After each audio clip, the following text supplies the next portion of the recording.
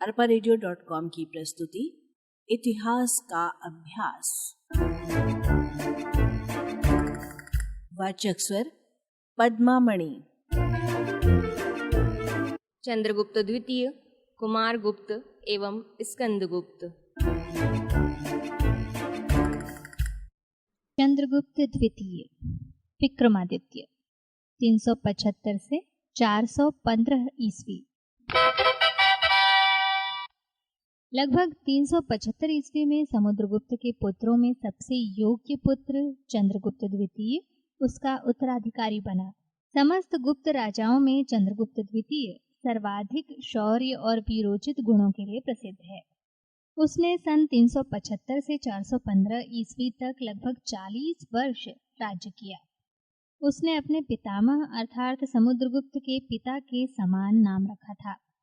इसने विक्रमादित्य की उपाधि भी धारण की थी और संभवतः भारतीय पौराणिक कथाओं में प्रसिद्ध उज्जैन का राजा विक्रम, जिसके दरबार में कालिदास सहित 9 रत्न थे, यही चंद्रगुप्त द्वितीय था। चंद्रगुप्त द्वितीय ने 40 वर्षों तक दृढ़ता और कुशलता पूर्वक शासन किया। उसने अपने पिता के समान दिग्विजय की और उसके शेष कार्य को पूर्ण किया। अब देखते हैं वैवाहिक संबंधों की उसकी नीति को। चंद्रगुप्त द्वितीय भी अपने पिता के समान वीर एवं महान विजेता था। अपने साम्राज्य विस्तार एवं साम्राज्य को सुदृढ़ करने के लिए उसने वैवाहिक संबंधों का सहारा लिया। गुप्त काल की वैदेशिक नीति में वैवाहिक संबंधों का प्रमुख स्थान रहा है। प्रमुख संबंध इस प्रकार थे। पहला, चंद्रगुप्त द्वितीय ने नागवंश की राजकुमारी कुबेर नाग से विवाह किया। दूसरा, अपनी पुत्री प्रभावती का विवाह वाकाटक वंशीय राजा रुद्रसेन द्वितीय से किया। ये दोनों विवाह चंद्रगुप्त द्वितीय के शासनकाल की सबसे महत्वपूर्ण कूटनीति का उदाहरण है। तीसरा, उसने अपने भाई की विधवा ध्रुव देवी से विवाह किया। चौथा, उसने अपने पुत्र का विवाह कदंब राजवंश कुंतल के शक्तिशाली राजा की कन्या के साथ किया। पांचवा, दक्षिण भारत के अन्य राज परिवारों ने गुप्त राज परिवार में वैवाहिक संबंध स्थापित किए। और अब जानते हैं चंद्रगुप्त द्वितीय की विजयों के बारे में। वैवाहिक संबंधों द्वारा अपनी स्थिति सुदृढ़ करने के पश्चात चंद्रगुप्त द्वितीय ने अपना विजय अभियान प्रारंभ किया, जिसका उद्देश्य उदयगिरि गुहाभिलेख के शब्दों में संपूर्ण पृथ्वी को जीतना था। पहला, पश्चिमी भारत पर विजय।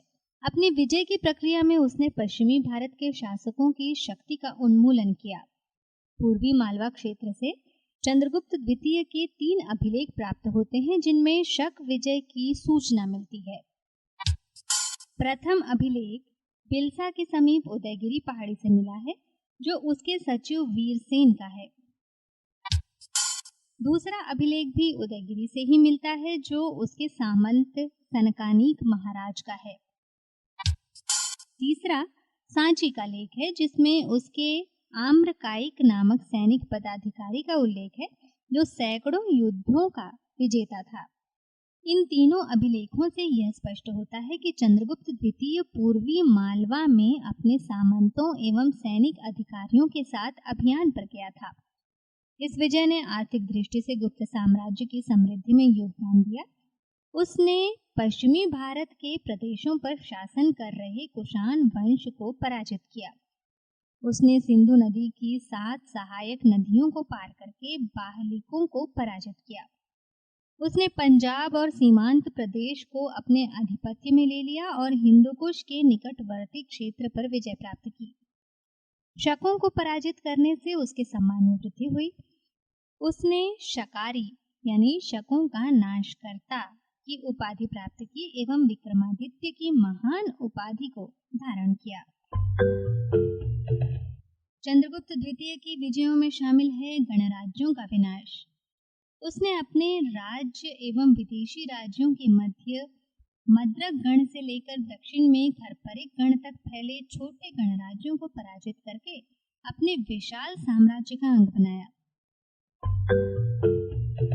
तीसरा, दक्षिण भारत पर विजय।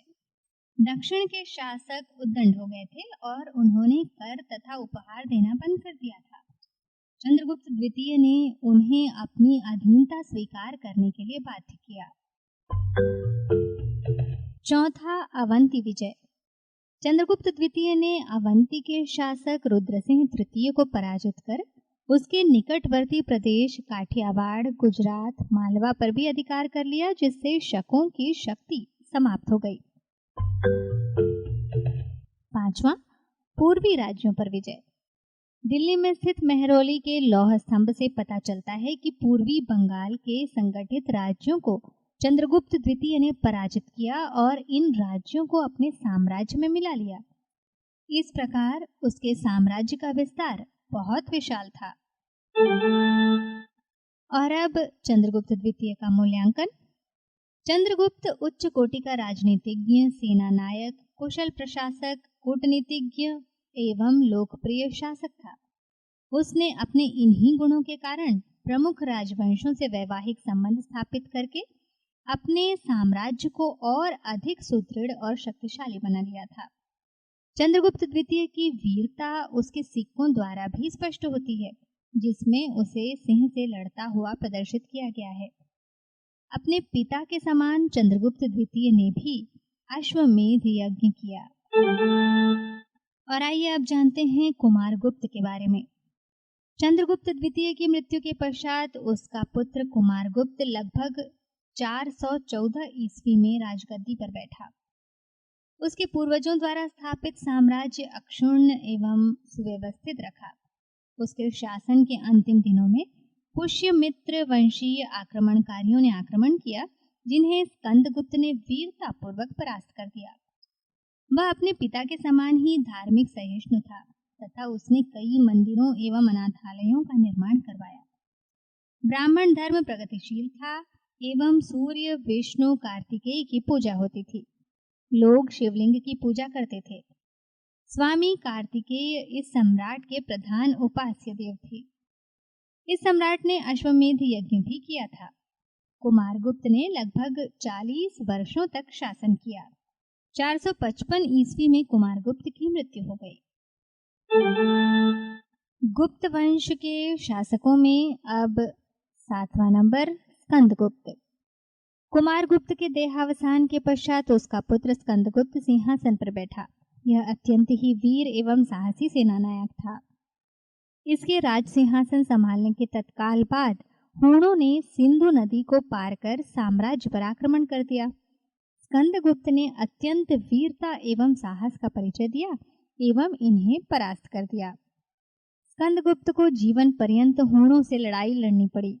इससे देश की आर्थिक स्थिति पर विपरीत प्रभाव पड़ा। स्कंदगुप्त वैष्णव धर्म का अनुयायी था, किंतु अपने पूर्वजों की भांति वह भी धार्मिक सहिष्णु था।